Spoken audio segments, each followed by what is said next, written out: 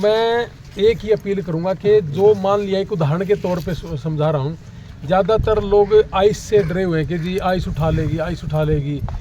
जो बच्चे अमेरिका गए हुए हैं, मान लिया वो सफ़ीदों में चले गए और सफ़ीदों में जाके उन्होंने केस शुरू कर लिया, तो काम की तलाश के लिए वो फिर जींद नरवाना की तरफ चले जाते हैं। तो मेरा इनसे सबसे एक ही रिक्वेस्ट है कि अपने केस जहाँ भी लगे हुए हैं, जिस शहर में लगे हुए हैं, उसी शहर में अपना काम धंधा देखें।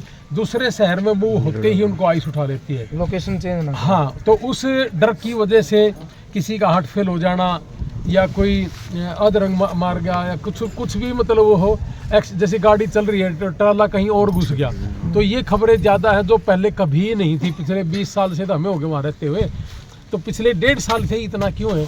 तो ये सारा का सारा कारण डर भय है। मैं बहुत जल्दी ही बना रहा हूँ आज प्रोग्राम कि मैं अमेरिका जाऊँ और अमेरिका जाके हर शहर में अपने भाइयों को मैं मिलना भी चाहूँगा और उनके साथ बात करूँगा। मैं डॉक्टर जसवीर लोहान को साथ लेके जाऊँगा और मेरा मन हुआ कि आज ये बार बार ये देखने के बाद कि हमने पैदल यात्रा करके हवन यज्ञ भी किया, लेकिन फिर भी ये चीज़ें रुक नहीं रही, तो मैं अब जाके उनको डायरेक्ट भी मिलना चाहूँगा। महीना 1.5 महीने के बाद जैसे ही मुझे टाइम लगा।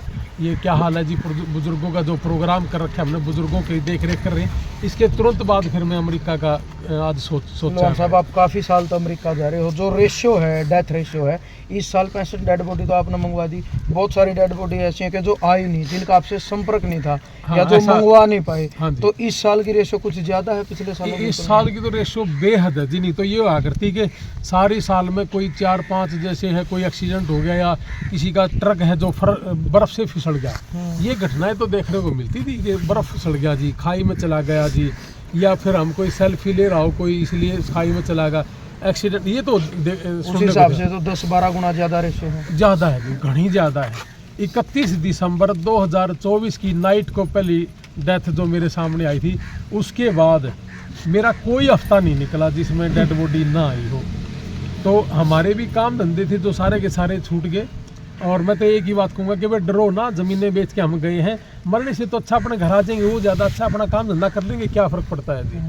तो थोड़ा सा डर भय का माहौल ज़्यादा है। ये भी परिवार में इकलौता था, 3 बहनें हैं, ज़मीन ज़्यादा थी नहीं, तो फिर यही सोचा था कि अपनी ज़मीनों को बढ़ा लें। हम किसान हैं, आज की डेट में 90% के पास है ही कुछ नहीं, और जो मज़दूर है वो बिल्कुल मजदूरी पूरे महीने की नहीं है। मैं अभी रास्ते से आ रहा था तो एक पिता मुझे मिले कि जी मेरा बेटा भी कनाडा के अंदर है। तो मैं कहा जी चिंता ना करो। अभी 3 दिन पहले एक बेटी का फ़ोन आया मुझे, कनाडा में रो रही थी। मैं कहा बेटा रो क्यों रही है? कहने लगी जी जाड़ में इतना दर्द है और मेरे पे पेन सहन नहीं हो रहा। मैं कहा बेटा डॉक्टर है, डॉक्टर से चेक करवा।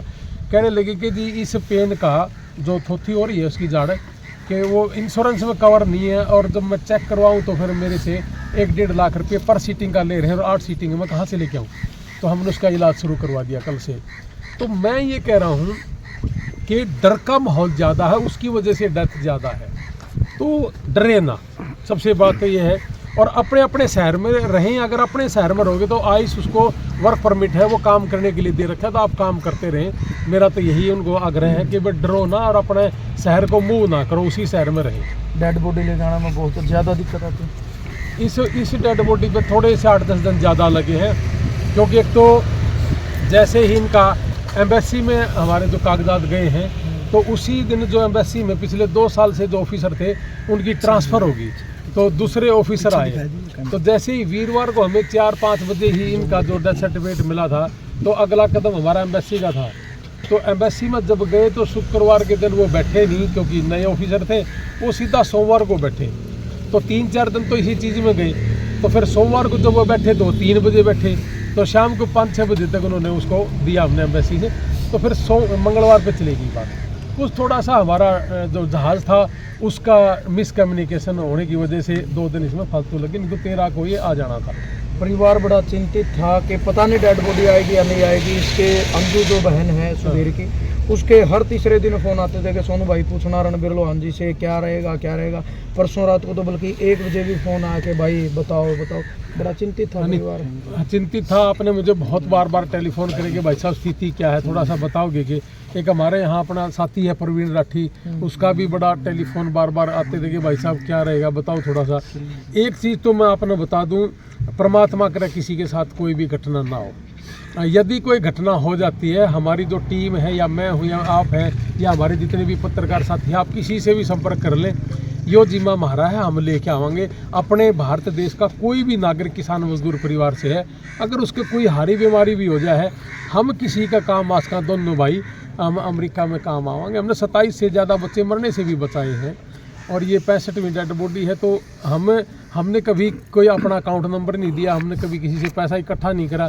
अपने यार दोस्तों से डेड बॉडी पे अपने यार दोस्तों से पैसा इकट्ठा कर लेते हैं या गांव के बच्चे हो अपना पैसा इकट्ठा कर लेते हैं। जैसे इस बहन को हमने टिकट भेजी जहाज की के मतलब आपके भाई की जो बॉडी है वो जहाज में आ जाएगी। उस टिकट के ऊपर जो कीमत थी 3,60,000 थी, करीब $3900।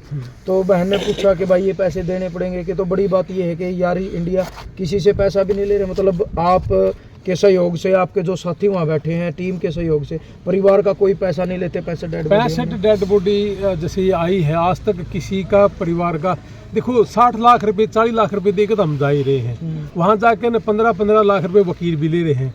8-10 महीने वर्क परमिट ढूंढने में, कागजात पूरे करने में, वर्क परमिट का जो सर्टिफिकेट वो मिलने में लग जाता है। तो ये 20-25 लाख रुपए लेके कहाँ से आएंगे। बल्कि मैं तो अपील भी करता हूँ कि जो इस तरह का कोई हादसा हो जाता है तो जितने भी हमारे गए हुए हैं सारे के सारे परिवार को वापस सपोर्ट भी करें, 50-60 लाख रुपए पूरे हो जाए। और मैं तो सरकार से भी एक ही गुहार लगाऊंगा कि भाई या तो इन्हें काम धंधा दे दो, ये जावा नहीं, और अगर आप काम धंधा नहीं दे सकते तो फिर हमने अगर कोई हादसा हो जाए या बीमार हो जाए तो आपका कोई इंश्योरेंस ऐसा होना चाहिए कि इनका इंश्योरेंस हो जाए वहाँ बैठे बैठेगा, ताकि वो कवर हो जाए। नहीं तो ये तो बड़ी दुविधा की बात है जी। 20-25 लाख रुपए कहाँ से खर्च करेगा जो 1.5 किला वो बेच कर चलाएगा, कहाँ से लेके आएगा जी, बताओ आप। तो इसलिए जितने हमारे यार दोस्त हैं, साथी हैं, हम आपस में वो चीज़ें कवर कर लेते हैं और गांव के लोग हैं वो भी आपस में इकट्ठा कर लें जी, आपस में सहयोग करते हैं सारे के सारे। बहुत बहुत धन्यवाद। धन्यवाद, नमस्ते भाई। आप देख रहे हैं